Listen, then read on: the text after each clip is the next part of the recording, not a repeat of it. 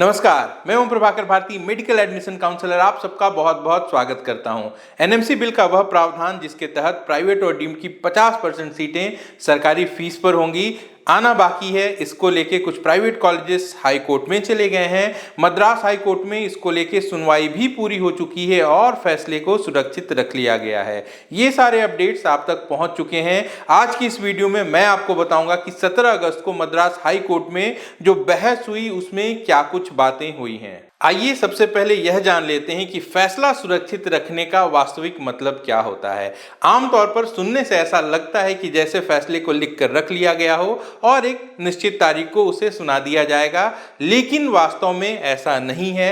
फैसला सुरक्षित रखने का मतलब यह है कि इस मामले में अब और बहस नहीं होगी और अब तक जो भी दलीलें दी गई हैं उनकी समीक्षा की जाएगी, या फिर अगर मुख्य न्यायाधीश कोई निर्णय ले चुके हैं तो वह उस पर पुनर्विचार भी कर सकते हैं। कई तरीके की रिपोर्ट भी कई बार आनी बाकी होती है, उन पर भी समीक्षा करने के बाद निर्णय सुनाया जाता है। ऐसे में इसमें अब बहस होगी, इस बात की संभावना कम है। आइए जानते हैं कि 17 अगस्त की सुनवाई में क्या बातें हुई थी। सबसे पहले आपकी जानकारी के लिए बता दूं कि चेन्नई का एक बड़ा ही फेमस डीम्ड कॉलेज है जिसका नाम है Shri Ramachandra institute of higher education and research.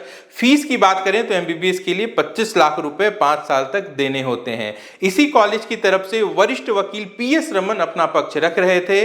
Mister Raman ने पहली दलील दी कि आखिर कैसे कॉलेजेस पे इतना दबाव बनाया जा सकता है कि वह अपनी फीस को इस हद तक सब्सिडाइज करें। साथ ही उन्होंने यह भी बताया कि एनएमसी का ऑफिशियल जो मेमोरेंडम है वह संविधान के आर्टिकल 14 जो कि इक्विटी बिफोर लॉ है, इसको वायलेट भी करता है, क्योंकि अलग अलग राज्यों में अलग अलग फीस ले जाने की नियम पहले से मौजूद हैं। उन्होंने अपने दलील के समर्थन में आगे बताया, प्राइवेट कॉलेज इतना बड़ा आर्थिक नुकसान उठा ही नहीं सकते। अगर सरकार चाहती है कि कॉलेजेस 50% सीटें कम फीस पर उपलब्ध कराएं तो सरकार चाहे तो सब्सिडी दे दे, फिर वह तैयार हैं। पौंडीचेरी के कॉलेज की तरफ से वरिष्ठ वकील ARL सुंदरसन ने अपनी दलील रखी। वहीं एनएमसी की तरफ से ASG यानी कि additional solicitor general R Shankar Narayan ने सरकार का पक्ष भी रखा। उन्होंने उदाहरण के साथ सुप्रीम कोर्ट के उस जजमेंट का जिक्र किया जो कि modern dental college Madhya Pradesh में दिया गया था, जिसमें शिक्षा के व्यवसायीकरण पर नियंत्रण की बात कही गई थी और संस्थानों के नो प्रॉफिट नो लॉस वाले मॉडल पर काम करने पर जोर दिया गया था।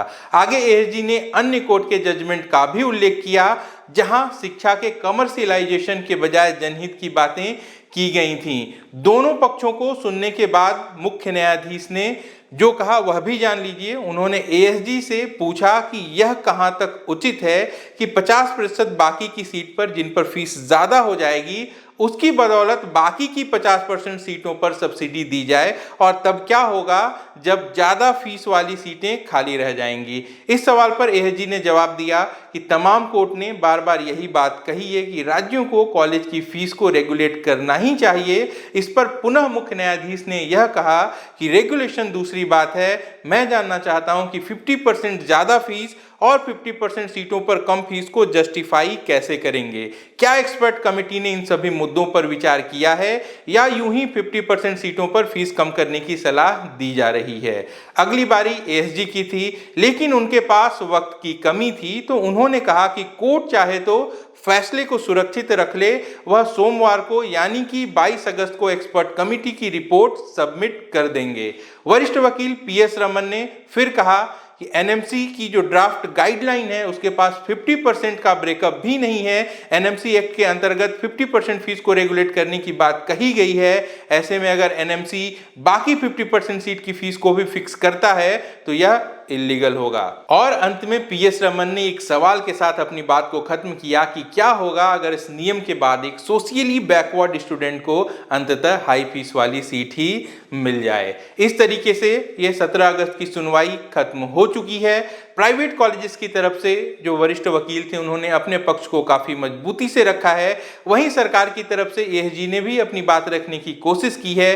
कहीं न कहीं वक्त की कमी भी थी। ऐसे में जो मुख्य न्यायाधीश हैं उनके निर्णय पर ही सब कुछ निर्भर करता है। आप हमें कमेंट करके बताइएगा कि आपको क्या लगता है कि फैसला किस पक्ष में आने वाला है। साथ ही अगर यह देखें कि फैसला कब आ सकता है तो अनुमान है कि 22 या 23 अगस्त को फैसला सामने आ सकता है। और एक बात तो तय है कि फैसला चाहे सरकार के पक्ष में आए या फिर प्राइवेट कॉलेजेस के, मामला सुप्रीम कोर्ट तक जरूर पहुंचेगा। बात सियासत की हो या फिर शिक्षा के व्यवसायीकरण की, अंततः जो नुकसान होता है वह आम आदमी का ही होता है, छात्रों का ही होता है। अपने विचार कमेंट के माध्यम से हमें जरूर बताएं, वीडियो को लाइक कर दें, अपना और अपनों का खूब ख्याल रखें। मैं जल्द मिलता हूं। नमस्कार, जय हिंद। अगर आप हमसे कांटेक्ट करना चाहते हैं या हमारी पेड सर्विसेज अवेल करना चाहते हैं तो आप वीडियो के डिस्क्रिप्शन में दिए गए लिंक पर क्लिक करके अपनी डिटेल्स भरिए। हमारी टीम बहुत जल्दी आपको कांटेक्ट करेगी। आप हमारी वेबसाइट www.omeducare.in पर भी विजिट कर सकते हैं।